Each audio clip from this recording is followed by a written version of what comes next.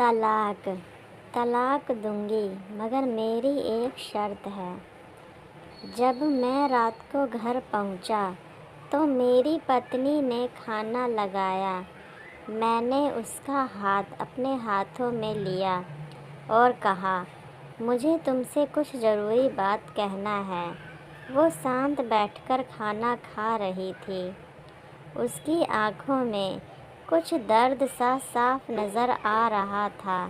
अचानक मुझे नहीं पता कैसे कहूँ, मगर मुझे उसे बताना ही था।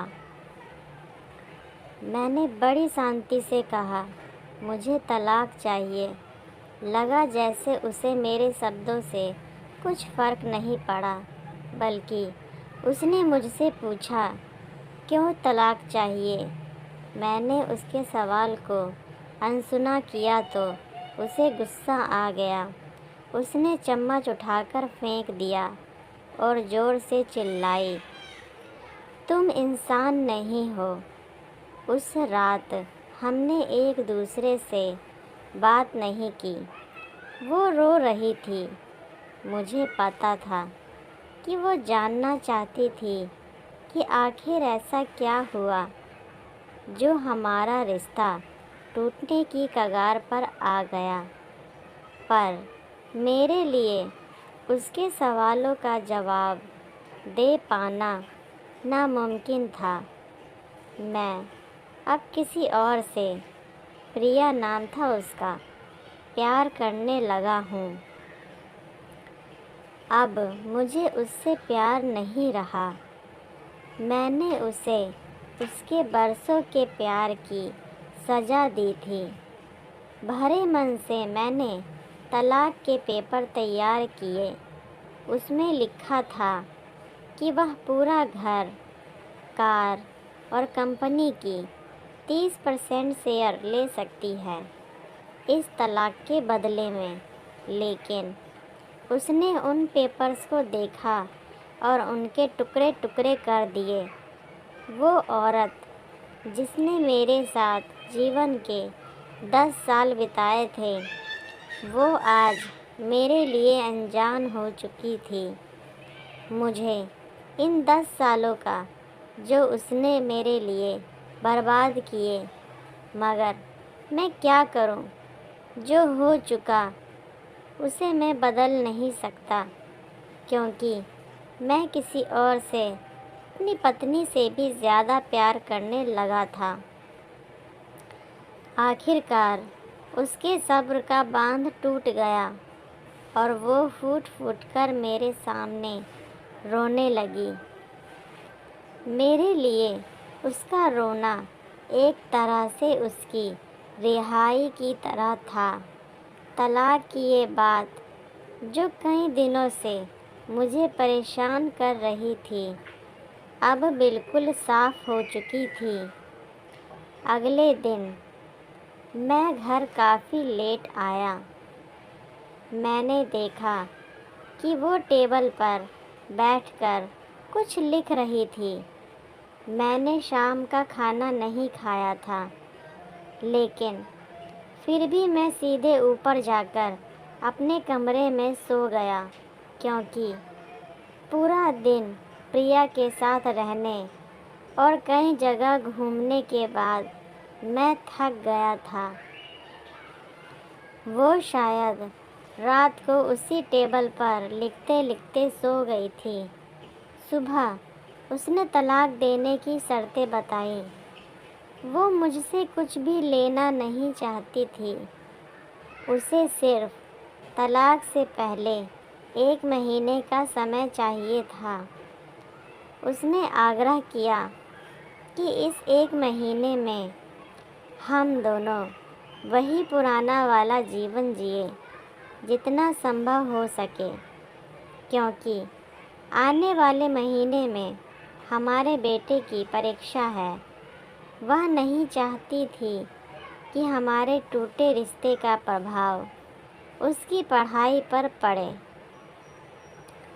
मुझे भी यह ठीक लगा, मगर वो कुछ और भी चाहती थी, जैसे शादी के दिन मैं उसे उठाकर अपने शयन कक्ष तक ले गया था। उसी तरह हर रोज़ 1 महीने तक मैं उसे शयन कक्ष से उठाकर मुख्य द्वार तक ले जाऊं। मुझे लगा यह पागलपन है, मगर इन आखिरी दिनों को थोड़ा अच्छा बनाने के लिए मैंने उसकी यह शर्त स्वीकार कर ली। मैंने प्रिया को अपनी पत्नी की सभी शर्तें बताई। वो हंसने लगी। उसे लगा मेरी पत्नी कितने भी तरीके अपना ले, तलाक होना तो तय है। मेरी पत्नी और मैं किसी भी इस दौरान नहीं मिले थे, लेकिन उस दिन जब मैं उसे पहली बार उठाकर गेट तक लेकर गया तो हम दोनों काफ़ी अजीब महसूस कर रहे थे। पीछे से हमारा बेटा भी खिलखिलाकर खुश हो रहा था। अगले दिन यह काम थोड़ा सामान्य और आसान हो गया। वह मेरे सीने से लगी थी और मैं उसकी खुशबू महसूस कर रहा था। ऐसा लगा जैसे कई दिनों बाद मुझे ये खुशबू मिल रही थी, या फिर कई दिनों से मैंने उसके होने का महसूस नहीं किया था। पहले जितनी उसमें वो कसाव नहीं था और चेहरे पर कुछ हल्की झुर्रियाँ नज़र आ रही थी और बाल भी सफ़ेद होने लगे थे। ये वही औरत थी जिसने अपने जीवन के 10 साल मुझे समर्पित किए थे। चौथे दिन जब मैंने उसे उठाया तो वो पुरानी रोमांच लौटने लगी थी। 5वें और छठे दिन वो पुराना प्यार फिर जागने लगा। मैंने प्रिया को इस बारे में कुछ नहीं बताया था। अब उसे उठाना और आसान हो गया था। शायद हर रोज़ यह सब करने का मैं आदी हो गया था। एक दिन वह अपनी पसंद की साड़ी निकाल रही थी, लेकिन कुछ खास नहीं ढूंढ पाई। उसने सांस भरते हुए कहा कि उसके सारे कपड़े बड़े पड़ने लगे हैं। तब मुझे पता चला कि वह काफ़ी दुबली हो गई है और इसीलिए मैं उसे आसानी से उठा पा रहा था। मेरे दिल को एक झटका सा लगा। उसने अपने दिल में काफ़ी सारा दर्द छुपा रखा था। पता नहीं कैसे मैं आगे बढ़ा और उसके सिर को छूकर देखा। अचानक हमारा बेटा आया और बोला कि पापा, ये तो मम्मा को उठाकर बाहर ले जाने का समय हो गया है। उसके लिए अपने पापा द्वारा मम्मा को इस तरह उठाकर ले जाते हुए देखना जीवन का अभिन्न हिस्सा बन गया था। मेरी बीवी ने हमारे बच्चे को बुलाया और ज़ोर से उसे गले लगा लिया। मैंने अपना चेहरा दूसरी तरफ कर लिया। मुझे लगा कहीं मैं अपना निर्णय ना बदल लूं। मैंने अपनी पत्नी को रोज़ की तरह उठाया और बेडरूम से सिटिंग रूम होते हुए हॉल तक लाया। उसने प्यार से अपने दोनों हाथ मेरी गर्दन के आसपास रख दिए। मैंने उसे ज़ोर से पकड़ रखा था, बिल्कुल हमारे सुहागरात की तरह, मगर उसका इतना कम वज़न मुझे परेशान कर रहा था। महीने के आखिरी दिन जब मैंने उसे उठाया तो मेरे लिए एक कदम भी चल पाना मुश्किल हो रहा था। हमारा बेटा स्कूल जा चुका था। मैं अपनी कार से ऑफिस गया और कार से कूदकर बाहर आ गया, बिना कार को लॉक किए। मुझे डर था कि अब एक पल की भी देरी मेरा इरादा बदल देगी। मैं ऊपर गया। प्रिया ने दरवाज़ा खोला और मैंने उससे कहा, सॉरी प्रिया, अब मैं अपनी पत्नी से तलाक नहीं लेना चाहता। उसने मुझे देखा और मेरे सिर पर हाथ फेरकर कहा, तुम्हें बुखार तो नहीं है?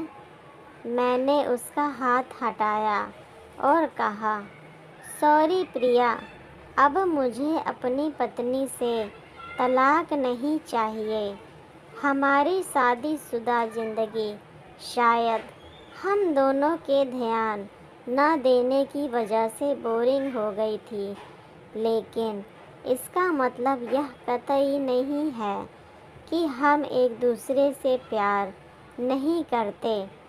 अब मुझे एहसास हुआ है कि जिस दिन मैं उसे शादी करके अपने घर लाया था, उस दिन से जीवन के आखिरी दिन तक मुझे उसका साथ निभाना है।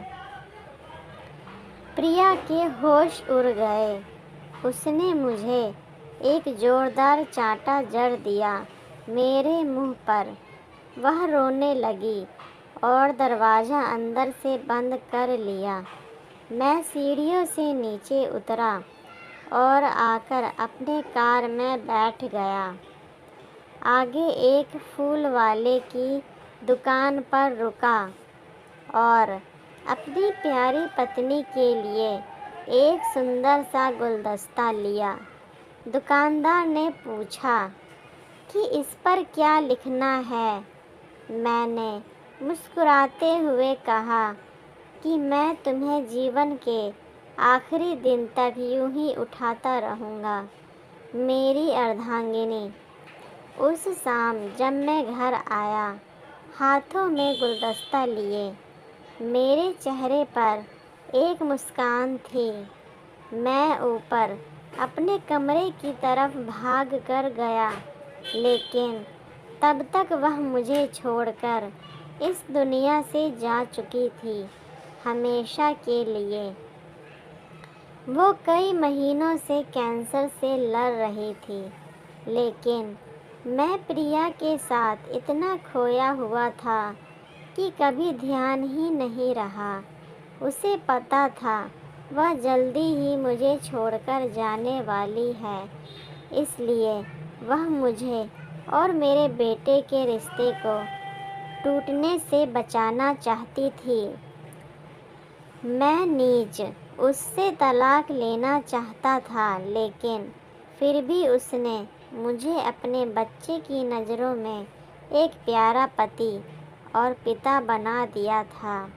जीवन की छोटी छोटी बातें रिश्तों में बहुत महत्व रखती है। बड़ा घर, बड़ी कार और बैंक बैलेंस ये खुशियों का हिस्सा ज़रूर बन सकते हैं, मगर अपनों के बिना इनकी कोई कीमत नहीं। दोस्तों, उम्मीद है यह कहानी आपके दिल को छू गई होगी।